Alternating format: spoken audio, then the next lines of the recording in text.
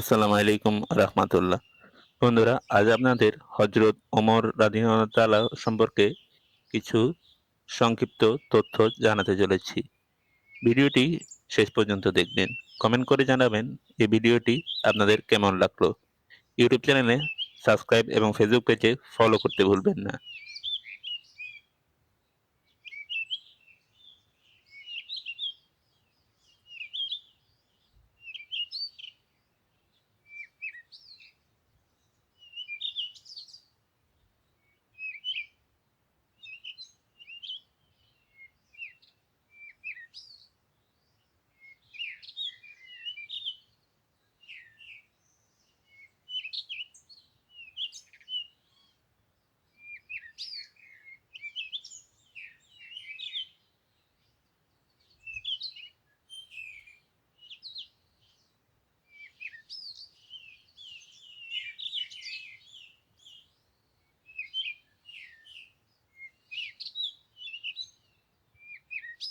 বন্ধুরা, হযরত ওমর রাদিয়াল্লাহু তাআলা ছিলেন একজন মহান নেতা এবং সাহাবী।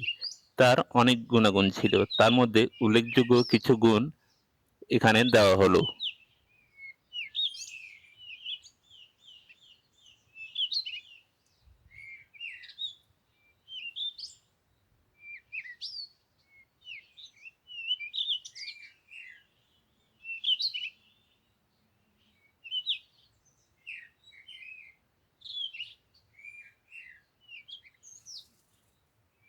এক নম্বরে রয়েছে ন্যায়পরায়ণতা।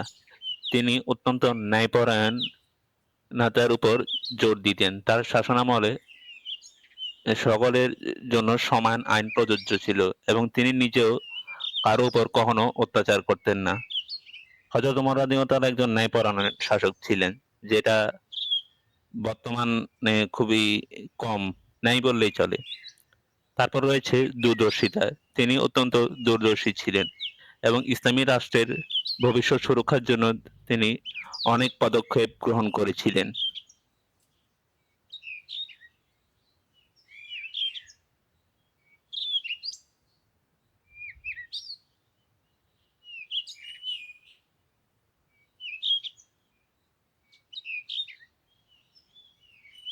এরপর রয়েছে কঠোর পরিশ্রমী। তিনি অত্যন্ত কঠোর পরিশ্রমী ছিলেন এবং নিজেও সবসময় কাজে শামিল হতেন। তিনি দিনরাত কাজ করতেন ইসলামী রাষ্ট্রের কল্যাণে। তারপর রয়েছে দয়ালু স্বভাব। তিনি অত্যন্ত দয়ালু স্বভাবের মানুষ ছিলেন। তিনি দুঃখী মানুষের প্রতি অত্যন্ত সহানুভূতিশীল ছিলেন এবং তাদের নিজেই সাহায্য করতেন।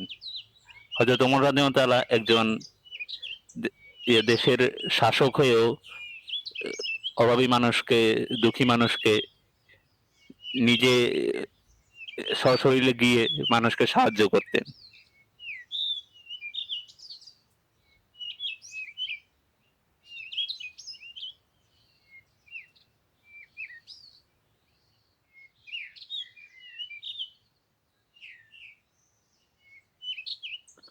বন্ধুরা, এরপর রয়েছে ঈমানদারিত্ব। তিনি অত্যন্ত ঈমানদার ছিলেন এবং আল্লাহ ও তার রাসূল সাল্লাল্লাহু আলাইহি ওয়াসাল্লামের প্রতি হযরত ওমর রাদিয়াল্লাহু তাআলার ছিল অগাধ বিশ্বাস ও ভক্তি। বন্ধুরা, ভিডিওর এই পর্যায়ে আমরা হযরত ওমর রাদিয়াল্লাহু তাআলার কিছু উল্লেখযোগ্য ঘটনা জানি। আল ফারুকী উপাধি। তার ন্যায়পরায়ণতার জন্য তাকে আল ফারুকী বা সত্য মিথ্যার পার্থক্যকারী উপাধি দেওয়া হয়েছিল। এছাড়া রয়েছে হাফসা বিনতে ওমর, অর্থাৎ হযরত ওমর রাদিয়াল্লাহু তাআলার কন্যা হাফসা ছিলেন আমাদের প্রিয় নবী হযরত মুহাম্মদ সাল্লাল্লাহু আলাইহি ওয়াসাল্লামের স্ত্রী এবং তিনি একজন পারসিক দাসের হাতে শহীদ হয়েছিলেন।